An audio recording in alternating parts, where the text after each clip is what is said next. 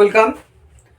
Interview কেমন চলছে সে বিষয় নিয়ে আপনাদের বহু জিজ্ঞাসা আছে। আজকে সরাসরি আমার এক ছাত্র, ওর ক্ষেত্রে আমি ছাত্রই বলছি কারণ 11-12 থেকে আমি পড়িয়েছি। আজকে ইন্টারভিউ নর্দার্ন রিজিয়নে গেছিলো, ওর আজকে ইন্টারভিউ ছিল এডুকেশন বিষয়ে। ও আমাকে একটা ভিডিও প্রথমে যখন আমি ঢুকলাম, ঠিক আছে, তারা আমাকে সুন্দর মতো বসতে বললেন এবং আশা করেছে কীরকম হয়েছে, ডেমনস্ট্রেশনটা কীরকম হয়েছে সেটা করবো। তাছাড়াও আমার সাথে যারা ছিলেন আমার গ্রুপে, তার থেকে আজকে বহুজন ইন্টারভিউতে গেছেন, তাদের কয়েকজনের অভিজ্ঞতা আমি শেয়ার করছি।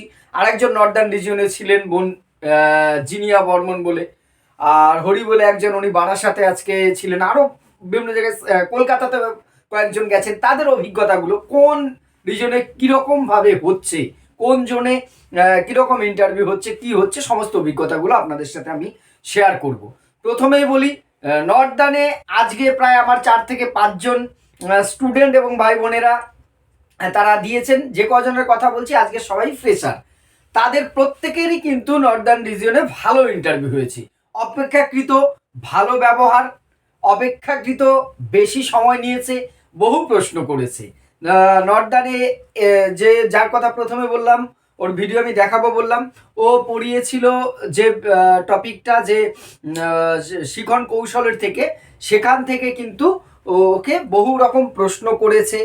শিখনের টুত্রগুলো শিখন কৌশল থেকে ধীরে ধীরে নিয়ে গেছে এবং ডেমনস্ট্রেশনটাও কিন্তু অনেকটা টাইমই ও নিয়েছে, প্রায় 7-8 মিনিট সময় হয়েছে এবং খুব হেল্পফুল হয়েছে। আর একজন নর্দার্ন রিজনে বললাম জিনিয়া বর্মন, তার সাথেও কথা হলো, তিনিও আমাকে ক্লিপ পাঠিয়েছেন কিন্তু আমি সেটা দিচ্ছি না। তিনি মনোযোগের নির্ধারক পড়াবেন, আগের থেকে নির্ধারিত ছিল এটি। ডেমনস্ট্রেশনটা অনেকবার ভেরিফাই করে দেওয়ার চেষ্টা করেছি। উনি পড়িয়েছেন মনোযোগের নির্ধারক। উনাকেও কিন্তু আমরা যারা এডুকেশনের শিক্ষার্থী তারা জানেন, বাকিরা বিএড বা ডিএলএড এ পড়েছেন। মনোযোগের দুরকম নির্ধারক হয়, ব্যক্তিগত, বস্তুতগত। উনি কিন্তু, আমি বলেইছিলাম যে ডিরেক্ট চলে যাবেন, উনি সেভাবে চেষ্টা করেছেন, তবে ওনার যোগ্যতায় আমি বলেছি সেটা ব্যাপার নয়। দুটো নির্ধারকই 4টে পয়েন্ট করতে পেরেছেন, ব্যক্তিগত, বস্তুগত। এবং সেখান থেকে দেখুন, বারবার বলেছি ডেমনস্ট্রেশন থেকে প্রশ্ন আসছে, ওনাকে নিয়ে গেছেন সেই ডেমোর থেকেই মনোযোগের সাথে রিলেটেড। আমি বারবার বলেছি শিখনের একটি উপাদান বলে বাকি উপাদান, ওনাকে চাহিদা, প্রেষণা, এই জায়গাগুলো, প্রেষণা চক্র, এই জায়গায় কিন্তু প্রশ্নে নিয়ে গেছেন। ফলে আমি আপনাদের এই কথাগুলো বলার একটাই কারণ, যেটা আপনি ডেমনস্ট্রেশন দেবেন তার চারদিকটা, কালকেও বলেছি, আজকে সকালের ভিডিওতেও বলেছি, চারদিকটা গার্ড ওয়াল তৈরি করে যাবেন। অর্থাৎ যে বিষয়টা আপনি ডেমনস্ট্রেশন দিচ্ছেন তার সম্পর্কিত সম্ভাব্য সব রকম অ্যাঙ্গেল থেকে প্রশ্ন দেখে যাবেন। উনি পড়িয়েছেন মনোযোগে আবদ্ধ না থেকে ওনাকে নিয়ে চলে গেছেন যে চাহিদা, মনোযোগের সাথে চাহিদার সম্পর্ক কি, চাহিদার সাথে তাড়নার কি সম্পর্কে, তাড়না চাহিদা কোন প্রক্রিয়ার সাথে যুক্ত, প্রেষণায় ঢুকিয়ে দিয়েছেন। তারপরে যেটা আসে, শ্রেণীকক্ষে আপনি মনোযোগ কি করে স্থির করবেন, কোনো রকম এক্সট্রা কারিকুলার অ্যাক্টিভিটি ছাড়াই আপনার কাজের মধ্যে দিয়ে শিক্ষার্থীদের কি করে মনোযোগী করে তুলবেন, প্র্যাকটিক্যাল প্রশ্নগুলো করছেন। আর একজন যিনি কলকাতা জোনের জন্য আসছি, বারাসাত বোর্ডের একটা অভিজ্ঞতার কথা বলছি আজকে।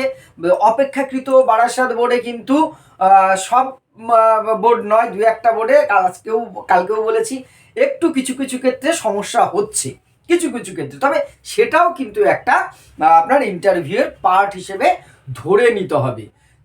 তিনি পড়িয়েছিলেন গেস্টাল্ট থিওরি। আপনারা জানেন গেস্টাল্ট থিওরি, সেই গেস্টাল্ট থিওরি পড়াতে যে কিন্তু গেস্টাল্টের বহু ভেতরে নিয়ে গেছে।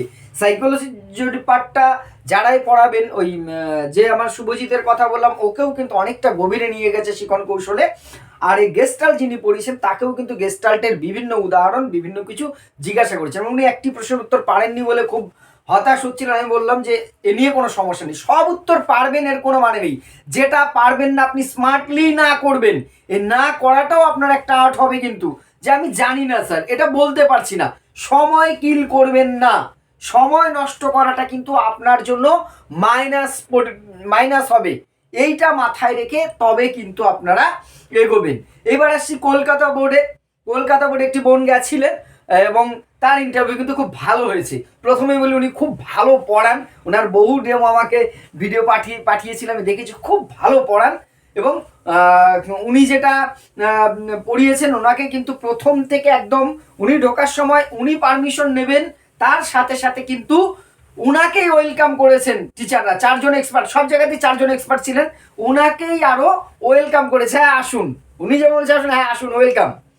এই জিনিসটা আমার খুব ভালো লেগেছে, এটাই তো হওয়া উচিত। একজন শিক্ষক বা শিক্ষিকা, হবু শিক্ষক বা শিক্ষিকা যাচ্ছেন, তিনি নির্বাচিত হতেও পারেন, তিনি হয়তো বাদও পড়তে পারেন 1:1.6 এর সে রেশিওর গন্ডগোলে, কিছু জন তো বাদ যাবই, এটা স্বাভাবিক। কিন্তু তার সাথে একটি ছেলে বা মেয়ে, একটি পুরুষ মহিলা যিনি ভদ্রলোক ভদ্রমহিলা তিনি যাচ্ছেন, তার সাথে মিনিমাম এইটা খুব ভালো লাগলো। ওনাকে কিন্তু খুব ভালো বলছে, স্যার আমাকেই আর অভ্যর্থনা জানিয়েছেন ওনারা, এবং সেটা আমার কনফিডেন্টটাকে অনেকটা বাড়িয়ে দিয়েছে। এবং প্রথমেই বলেছে আপনি ডেমো দিন, বোর্ড ওয়ার্ক করার দরকার নেই, আপনি ডেমো দিন। ডেমো দেওয়ার পর ওনাকে কিন্তু তার রিলেটেডই কিছু প্রশ্ন করেছি। প্রত্যেকটা জায়গাতেই প্রথমেই কিন্তু ডেমো, বারাসাতে আজকেও কিন্তু বসতে দেয়নি, প্রথমে বসতে দেয়নি, পরে বসতে দিয়েছি। ঢোকার সাথে সাথেই যিনি গেছেন তাকে ঢোকার সাথে সাথে, ঠিক আছে আপনার নাম কি, আপনার এক কাজ করুন, এই কি পড়াবেন আপনি আজকে, এইটা পড়ান। আর কলকাতা বোর্ডে আরেকটা কথা যেটা মনে পড়লো, ওনাকে কিন্তু ওনার নিজের সম্বন্ধে অনেকগুলো কিছু জিজ্ঞাসা করেছে। আমি বলছি সাবজেক্টের বাইরে কিন্তু এই বিষয়গুলো দেখে মানে প্রস্তুত হয়ে যান, দেখে যাওয়ার তো কিছু নেই, নিজের সম্বন্ধে বলুন, নিজের একাডেমিক কেরিয়ার সম্বন্ধে বলুন, মানে কি কোথায় কোথায় পড়াশোনা করেছেন, এবং আপনি এমএড করছেন কেন, উনি এমএড করছেন বর্তমানে, এমএড কেন করছেন, এবং আরেকটি বিষয় জিজ্ঞাসা করেছেন যে আপনি এখন কি করছেন, পড়াশোনার বাইরে আর কি করছেন। এই প্রশ্নটা কিন্তু নর্দার্ন রিজিয়নেও একটি বোনকে করেছেন যে আপনি বর্তমানে কি করছেন। এই বিষয়গুলো ডেমনস্ট্রেশনে, যেটা কাউকে হয়তো বেশি সময় দিচ্ছেন কোনো বোর্ডে, কিন্তু এভারেজ আজকে আমার পরিচিত, আমার এই গ্রুপ থেকে কম পক্ষে হলেও 30 থেকে 40 জন ইন্টারভিউয়ে গেছে, এবং ওয়েস্ট বেঙ্গলের সব বোর্ডে 2-4 জন করে গেছে আজকে ইন্টারভিউ দিতে। সব জায়গার একই অভিজ্ঞতা, খুব বেশি সময় ডেমো দেওয়ার জন্য কিন্তু দিচ্ছে না। তবে তার মধ্যেই একটা জিনিস ভাববেন, যদি সঠিক আপনার পরিকল্পনা থাকে, 3-4 মিনিটে কিন্তু তথ্যমূলক অনেক কিছু বলা যায়, অন্তত আমাদের এডুকেশনের মতন সাবজেক্টে। আপনারা যেটাই যাচ্ছেন তথ্যমূলক হওয়া চাই, ভনিতা কমিয়ে দেবেন, ভনিতা বলতে কোনটাকে বলছি, ওই ডেমনস্ট্রেশনের আগে এই গল্প সেই গল্প কাটছাট করুন, এমন গল্প জুড়ুন যেটা কয়েক সেকেন্ডের মধ্যে আপনাকে বিষয়ে ঢুকিয়ে দিতে পারে, সেখানকার মূল তথ্যগুলো এনি হাও আপনি ওইটুকু সময়ের মধ্যে জুড়ে দেবেন। আপনি যে সাবজেক্টেরই হন না কেন, তাদেরও বলবো আমি যে মূল তথ্যগুলো আপনি যেটা পড়াতে চাইছেন, যদি আপনি বাংলা বা কোনো ল্যাঙ্গুয়েজের হন, আপনার গ্রামারের একটা দিক পড়াতে চাইছেন, তার মূল থিওরিটা কি আছে, মূল বিষয়গুলো কি আছে, সেইগুলো যত তাড়াতাড়ি হাইলাইট করতে পারেন। এবং আজকে প্রায় সবাইকে একই কথা বলেছে, বোর্ডে শুধু মূল বিষয়গুলো লিখুন, সব লেখার দরকার নেই। এই প্রসঙ্গে বলি, আপনাদের দুটো প্রশ্ন, স্যার কি বোর্ড দিচ্ছে, বোর্ড এই বোর্ড দিচ্ছে, হোয়াইট বোর্ড, মার্কার দিচ্ছে, তার মধ্যে একটি ছেলে গেছে, ওরকে যে মার্কার দিয়েছে প্রথমে সে দাগ পড়ছে না, তা ওই অবস্থা থেকে এক্সপার্টরাই হেসে ফেলেছেন, এবং তারাই বলেছেন এই দাঁড়াও, তুমি দাঁড়াও, এই নাও, এই নতুন পেন নাও।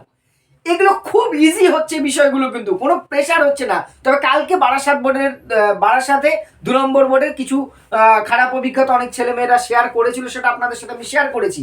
কিন্তু আজকে খুব মানে ফ্রেন্ডলি রিভিউ পেয়েছি, কিন্তু আমি অন্তত বললাম 30 থেকে 40 জন ক্যান্ডিডেটের রিভিউ আমি পেয়েছি, কিছু তথ্য আমার কাছে আছে, আজকে যে একটা ভিডিও আপনাদের দেখাচ্ছি এক্ষুনি। তার বাইরে নর্দার্ন রিজনে খুব ভালো ইন্টারভিউ হচ্ছে, এবং কলকাতায় ইন্টারভিউর অভিজ্ঞতা কিন্তু খুব ভালো আজকে। এবার আপনাদের মধ্যে কারো যদি কোনো ব্যতিক্রমী সিদ্ধান্ত থাকে সেটা জানাবেন, আমি উপকৃত হব। তার চেয়ে বেশি আমাদের যারা ইন্টারভিউর অপেক্ষা আছে তারা অনেক বেশি সমৃদ্ধ হবে, উপকৃত হবে। আরেকটা বিষয় অনেকের জিজ্ঞাসা আছে, স্যার লেসন প্ল্যান লাগবে না, লেসন প্ল্যানের প্রয়োজন নেই, কারণ ওইসব দেখছে না, দেখবেও না। টিএলএম নিয়ে যাওয়ার কোনো দরকার নেই, শো করার টাইমই পাবেন না, আপনাকে সে সুযোগও দেওয়া হবে না। অর্থাৎ বোর্ডটা কিন্তু হোয়াইট বোর্ডই থাকবে, আপনাকে কি দেওয়া হবে, ওই দেওয়া হবে, মার্কার দেওয়া হবে, চাপ নেই, কালি না থাকলে ওরা নতুন দিচ্ছে। আর হচ্ছে আপনাকে যতক্ষণ বসতে না বলবে, আগেও বলেছি, আপনি কিন্তু বসবেন না।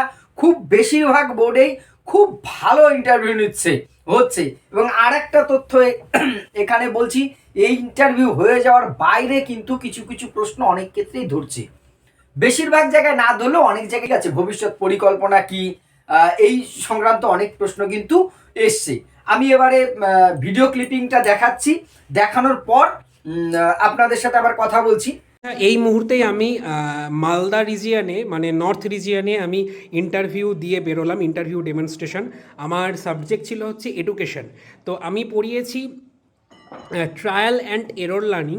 সেই ট্রায়াল অ্যান্ড এরর লার্নিংয়ের মূল কথাটা আমি বলতে পেরেছি, অর্থাৎ মানে উদ্দীপক প্রতিক্রিয়ার মধ্যে সংযোগ স্থাপন, এটা আমি বলতে পেরেছি, সূত্রগুলো বলতে পেরেছি, এবং তার আগে যে প্রিভিয়াস নলেজ, অর্থাৎ ধরুন যে প্যাভলভের ক্লাসিক্যাল কন্ডিশনিংয়ের মূল কথাটা বলতে পেরেছি, এবং হচ্ছে মানে ছুঁয়ে ছুঁয়ে গেছি মূল কথাগুলো, তবে আমি বলতে পারছি। আচ্ছা, আমাকে জিজ্ঞাসা করলেন যে ওই যে তুমি কী বলে যে সূত্রগুলোর কথা যে বললে, কোন সূত্রর সঙ্গে কোন নার্ভাস সিস্টেম কানেকশন আছে, সেন্ট্রাল নার্ভাস সিস্টেম, পেরিফেরাল, নাকি আরও অনেক কিছু এভাবে বললেন। বললাম যে স্যার এই মুহূর্তে আমার সঠিকটা মনে পড়ছে না।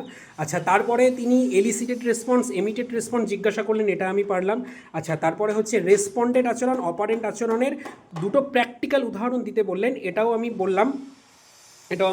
কিন্তু তারপরে উনি জিজ্ঞাসা করছিলেন যে বাস্তবের ক্ষেত্রে বলো। আমি বাস্তবের ক্ষেত্রেই উদাহরণটা দিয়ে যাচ্ছিলাম, কিন্তু তারপর একজন স্যার বললেন যে এই যে জীবন বিকাশের যে স্তর রয়েছে, জীবন বিকাশের স্তরের ক্ষেত্রে বলো। মানে একটা শিশু যেমন ছোটোর থেকে বড় হয়, ঠিক আছে, সে প্রথমে হাঁটে, তারপরে দৌড়াতে দৌড়াতে বসে পড়ে, ঠিক আছে। আমার খুব গণ্ডগোল মনে হলো তাদের মানে সম্পর্কে, মক সম্পর্কে জিজ্ঞাসা করলেন, সমস্তটা আমি বলতে পারলাম।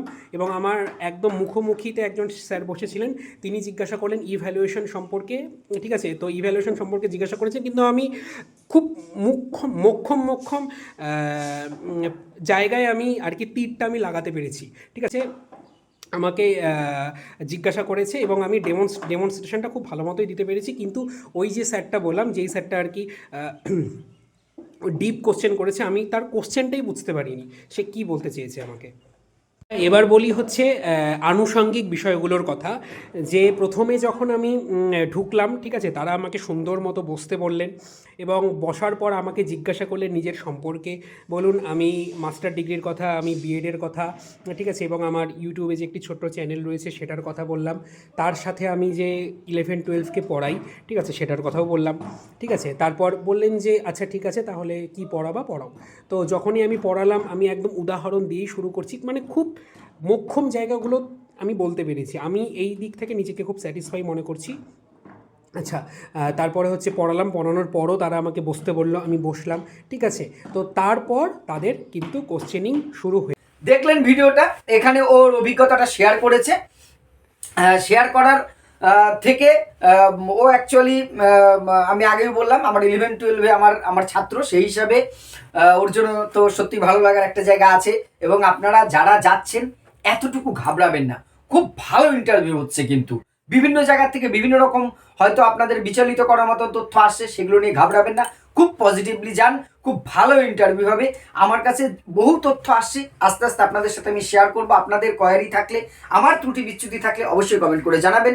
আমি চেষ্টা করব আপনাদের কোয়ারির উত্তর দিতে এবং আমার ত্রুটি বিচ্যুতি শুধরে নেওয়ার জন্য। ধন্যবাদ।